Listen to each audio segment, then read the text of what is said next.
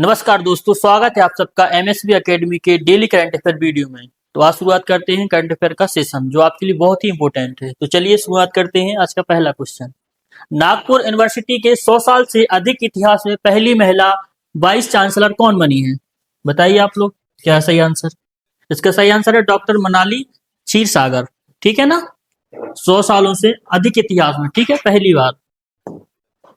Important point, Manali Kshirsagar 100 साल में Nagpur university की पहली महिला वाइस चांसलर बनी है। यह नियुक्ति महाराष्ट्र के राज्यपाल कुलाधिपति आचार्य देवव्रत के की है। उनका कार्यकाल 5 साल का हो गया है। ठीक है, कितने साल का हो गया है? 5 साल का। अगला प्रश्न है, भारत की तीसरी स्वदेशी परमाणु ऊर्जा चालित बैलिस्टिक मिसाइल पनडुब्बी कौन बनी है? इसका सही आंसर है आईएनएस अरिहंत। ठीक है ना, ऑप्शन नंबर ए।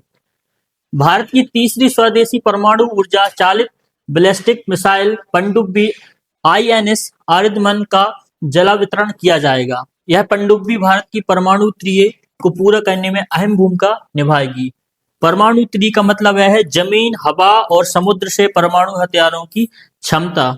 आईएनएस आरिधमन को advance technology vessel ITV project के तहत बनाया गया है। महत्वपूर्ण करंट अफेयर है आपके लिए आज। भारतीय नौसेना में स्वदेशी युद्धपोत आईएनएस माहे शामिल हुआ है। आईएनएस निस्तार सिंगापुर में अभ्यास पैसिफिक रीच 2025 में शामिल हुआ था। भारत का पहला स्वदेशी डाइविंग सपोर्ट पोत आईएनएस निस्तार नौसेना में शामिल हुआ। 1 जुलाई 2025 को स्थित युद्धपोत आईएनएस तमिल नौसेना में शामिल हुआ है। आईएनएस अर्नाला भारतीय नौसेना में शामिल हुआ है। ठीक है ना। आपदा प्रबंधन पर विश्व शिखर सम्मेलन 2025 का आयोजन कहाँ हुआ है? कहाँ पर हुआ है? सही आंसर है इसका ऑप्शन नंबर डी, देहरादून में हुआ है। आपदा प्रबंधन पर विश्व शिखर सम्मेलन 2025 देहरादून में आयोजित हुआ है।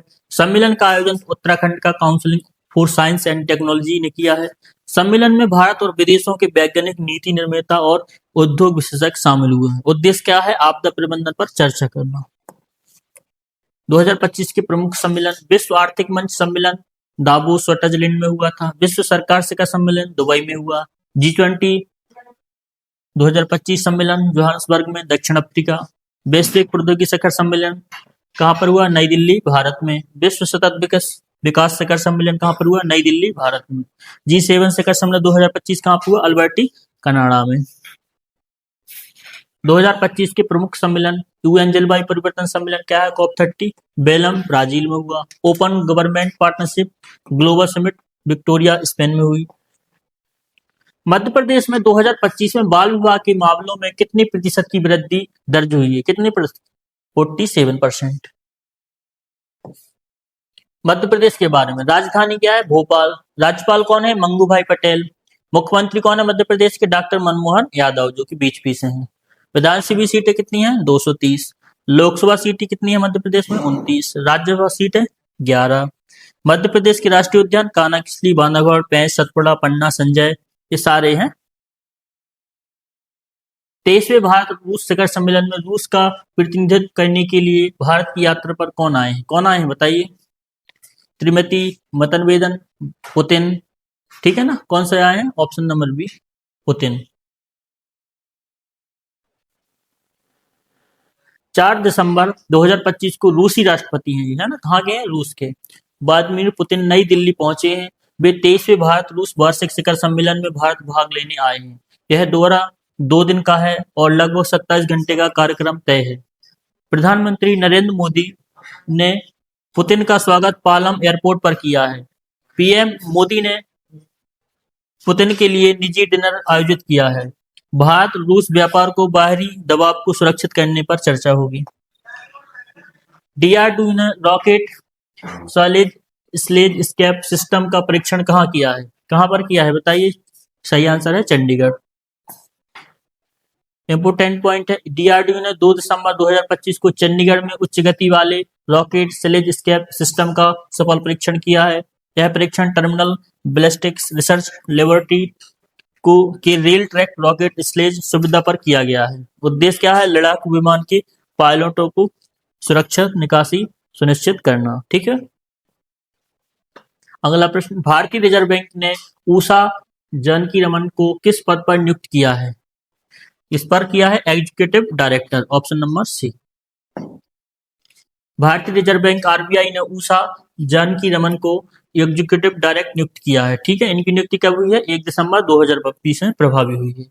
नियुक्ति से पहले आरबीआई के रेगुलेशन विभाग में chief general manager in charge थी। स्टेट बैंक ऑफ इंडिया के 4 प्रबंधक निदेशक एमडी पदों में एक पद निजी क्षेत्र के व्यक्ति की नियुक्ति की जा सकती है। ठीक है ना, निजी व्यक्ति, निजी क्षेत्र के। सार्वजनिक क्षेत्र के बैंकों में कार्यकारी निदेशक पदों के लिए भी निजी क्षेत्र के उम्मीदवारों का पात्र माना जाएगा। एचडीएफसी बैंक ने माई बिजनेस क्यूआर लॉन्च किया है।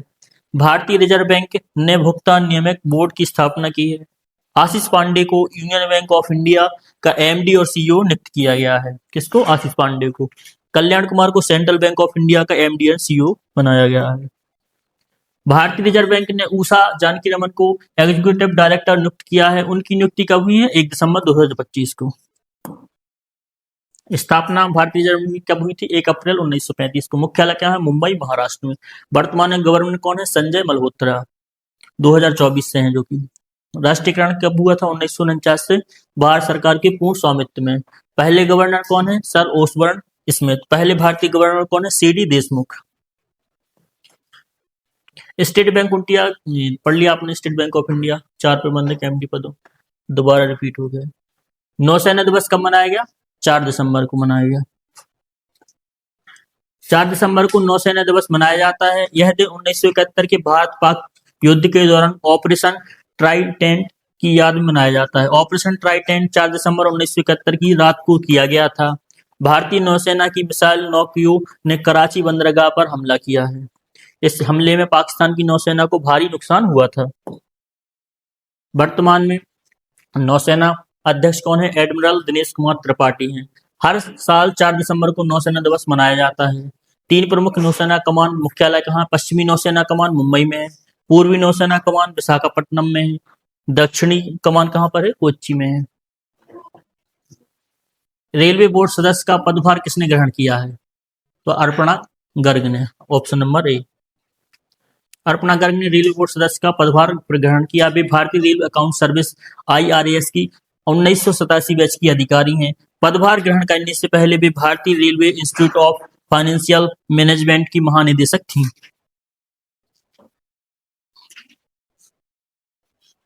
160 किलोमीटर प्रति घंटा की रफ्तार वाली नमो भारत ट्रेन भारत की सबसे तेज गति की ट्रेन बनी है। ठीक है। सोनाली मिश्रा रेलवे सुरक्षा बल की पहली महिला महानिदेशक बनी है। भारतीय रेल ने देश की पहली हटाने योग्य और सोलर पैनल प्रणाली का शुभारंभ वाराणसी में किया है। भारतीय रेलवे ने एशिया की सबसे लंबी मालगाड़ी रुद्राक्ष का ट्रायल रन किया। आचार्य प्रीमियर लीग APL को इंडिया स्पोर्ट्स अवार्ड 2025 कौन सा खिताब मिला है? कौन सा मिला है? उभरता हुआ professional sports event of the year. Archery premier league APL को इंडियन स्पोर्ट्स अवार्ड 2025 उभरता हुआ professional sports event of the year का खिताब मिला है।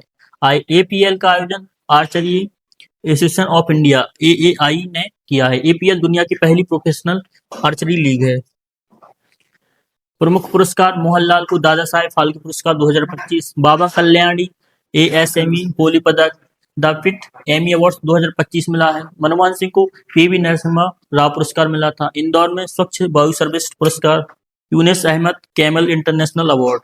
अर्पणा राय वेनिस फिल्म महोत्सव में सर्वश्रेष्ठ निर्देशक बनी हुई। रिवीजन कल का वर्ष 2025 का डॉक्टर पोलिस मार ग्रेगोरियस पुरस्कार किसे दिया गया है? डॉक्टर टेसी थॉमस को। हाल ही में तमिलनाडु के कितने उत्पादों को नई जीआई टैग मिला है? 5 को। केंद्रीय उत्पाद शुल्क विधेयक 2025 का मुख्य उद्देश्य क्या था? तंबाकू उत्पादों पर शुल्क बढ़ाना। ITB प्रमुख प्रवीण कुमार को किस बल का अतिरिक्त सौंपा गया है? तो BSF का। ऑक्सफोर्ड ने वर्ष 2025 का बर्ड ऑफ द ईयर के शब्द को चुना है? रेजबिट को। भारत मालदीव संयुक्त सैन्याभ्यास इक्वरेंट 2025 में कौन सा संस्करण आयोजित हुआ है? 14वां। हाल ही में LIC के नए प्रबंधक निदेशक कौन बने हैं? R चंद्र। जनवरी 2026 में 7वां भारत के अंतर्राष्ट्रीय समुद्री शैवाल एक्सपो आयोजित कहाँ होगा? भारत सरकार की प्रमुख पर्यावरण परियोजना प्रोजेक्ट टाइगर 1973 में हुई थी। प्रोजेक्ट एलिफेंट 1992 में। क्रोकोडाइल कंजर्वेशन प्रोजेक्ट 1975 में, हंगुल संरक्षण परियोजना 1970 के दशक में, स्नो लेपर्ड प्रोजेक्ट 2009 में, गंगा एक्शन प्लान 1985 में, नमामि गंगे मिशन 2014 में, ग्रीन इंडिया मिशन 2011 में हुआ था। थैंक यू सो मच, मिलते हैं कल।